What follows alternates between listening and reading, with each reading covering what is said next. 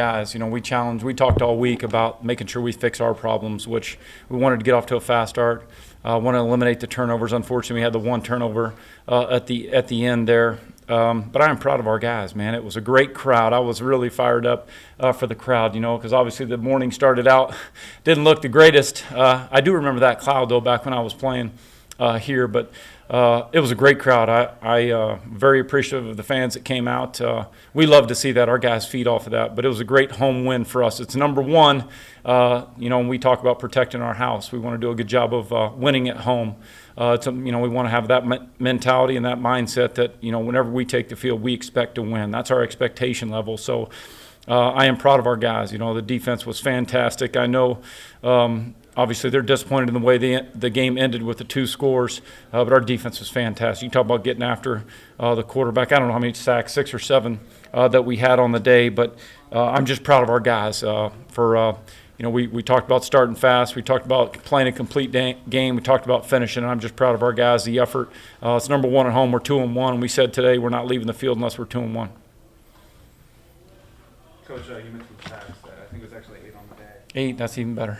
Yeah, there you go. How big is that for you guys? We talked about it some last week. It felt like you left a couple on the field about you to come out this week and get 8 and really have a good effort there. Well, I love our defense, man. I love it all. Obviously starts our defensive coordinator, Tim Dowse, the defensive staff, they do a great job of preparing our guys to play.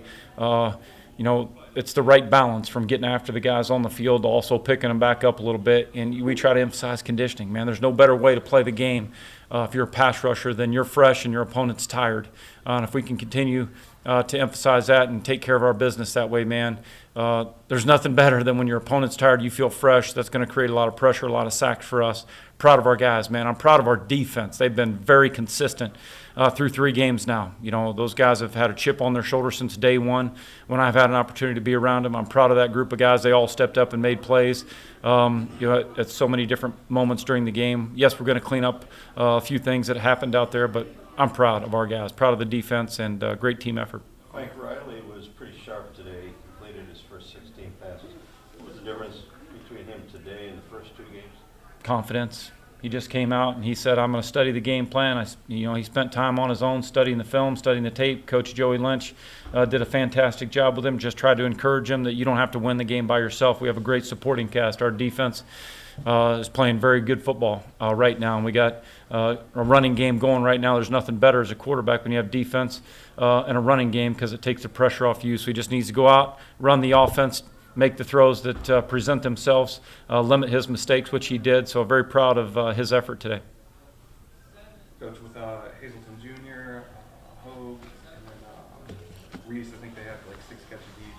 So how big was it to see some of those guys step up this week? I know they hadn't produced a lot in the first 2 games, so kind of see some depth develop there. Nothing better than seeing 6 catches, 6 catches, 6 catches by those 3 guys that you just mentioned.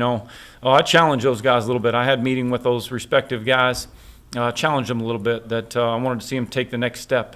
Because the 2 guys, Jordan Hogue, Devin Reese, those guys had fantastic training camps, and I felt like through 2 games they could play better than they had, and thought that there was a couple of plays they left on the field in previous games, but those guys stepped up to the challenge today. I was very proud of those guys. Damon Hazleton is a true freshman. I think you can see some of the potential and some of the ability he has. His role will continue to grow. He's just got some things that obviously have us all excited as a staff, and we'll continue to get him in the mix. Coach, do you have any updates on Kevon? I know he went out early in the second half. Yeah, he's gonna. I don't really have an update right now. Obviously, we'll be in tune as the week unfolds here. As we get back in tomorrow, we start studying the film, make our corrections, have a chance to get him, treatment, and just kind of see where he's at. So, I'm anticipating Kevon being okay and being back with us as we prepare for Florida Atlantic. But we'll just have to wait and see. I know we talked about earlier in the week playing more running backs and that kind of full formation. I saw that you had quite a few times a lot of those guys in the field. What did you see kind of from that personnel when they were in? Well, we'll just continue to grow that package. This was an introductory day, if you will, in terms of just that formation. That's not a new formation by any means, but having 30 personnel on the field when those 3 running backs are out there, and let's see if maybe we can get 40 personnel on the field and get all 4 of them out there at some point in time. So you just try to get your best playmakers on the field, and those guys have shown through their production the first 2 weeks that they deserve to be on the field because they're playmakers. And yet I also like to see them on the field because they're the same guys that work the hardest in practice. They put the time in. They're unselfish. They have great attitudes. They got each other's support. Nobody's selfish. Nobody comes off the field complaining that he just had to come out. So they're total team guys, and that's the guys that I want to see on the field. Coach, from the beginning of the game last week, you guys were kind of behind the eight ball with the turnovers and stuff like that. Flip the script this week. It's a completely different game. How fun of a game was it for you to kind of coach, knowing that from the get-go, it's a great start?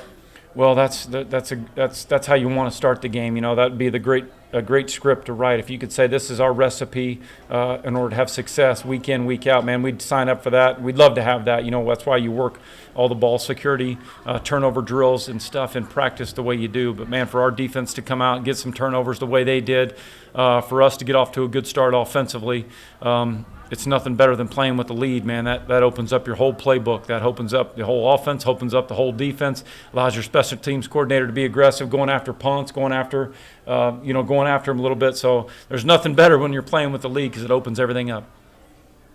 Coach, we talked about this being your homecoming. How exciting was it for you just to come out and have a really good game, kind of return? Well, I'm excited that the weather turned out being fantastic. As much as anything else, I'm excited that the stands were, the fans were fantastic. That was great. I was excited to see that. We got to continue to do our job. My goal is to see this place full.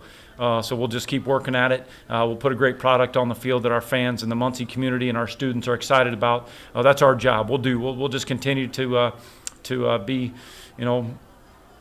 put a product out there that the fans and the supporters will be proud of, and we'll just continue to emphasize how much we need them and how much they mean to us. But it was great to have that many family members sitting in the stands, and to have an opportunity to be with them here after the game will be special. It's been a long time since I've been with family after a game. You have 7 receivers listed on the 2 none of them named Hazelton, yet he was in the game early. What resulted in that this week? Just his production in practice. It's one of those things. He just continued to make plays in practice, and you just simply cannot ignore that. So his hard work, his consistency, his playmaking in practice warranted the reps that he got on the field today, and he made the most of them. He made the plays that came his way. That was a very impressive catch on that back shoulder ball that Riley threw, on the one touchdown. That snuck up on him quick, and when you're playing as a true freshman, sometimes the speed of the game can be like, whoa, but he adjusted and didn't have any problem with that. Coach, so you mentioned the defense earlier, and moving forward here, the MAC has a conference that has a reputation for putting up points. So how important is it going to be, for the defense to play well going forward? Well, we want to play well every single week. It's a confidence-driven game. Our defense has a lot of confidence right now. They believe that they're going to go out on the field and they're going to hold the offense to 3 and out. That's the belief that our defense has right now, and we just continue to build confidence. We got Florida Atlantic here on the road. Going to be a tough opponent. I've been to Florida Atlantic. So it's going to be a challenge for us, and our defense just wants to, they want to play well every single week. They preach the fundamentals. They preach playing with proper technique, being gap sound, making the plays when they present themselves, coming down with the ball when you have an opportunity. So, I love where our defense is at. I love the mindset, and I love going to battle with them. Coach, we talked a lot about the playmakers and Riley and whatnot, but kind of an unsung group is the offensive line. Yep. We just had a clean pocket for most of the afternoon. Were there a couple names that stuck out to you today, or just the collective group, and your assessment on them? Well, offensively, obviously, it always starts with the offensive line. Those guys never get enough credit, and they deserve most of the credit. So that it's an overall group effort right now. Coach DeVan has done a great job with the young guys that are playing in that position group right now. To have 2 guards that are 3 games into their career as starters, and then Vinny Palizzetti moving to center. I've been very, very proud of that group. They have taken on the challenge. They kind of want that they want to be known as guys that impose their will on their opponents, and those guys are they have fun playing the game, and it was great to see those guys respond late with a 96-yard touchdown drive, knowing that we wanted to finish that thing off the right way.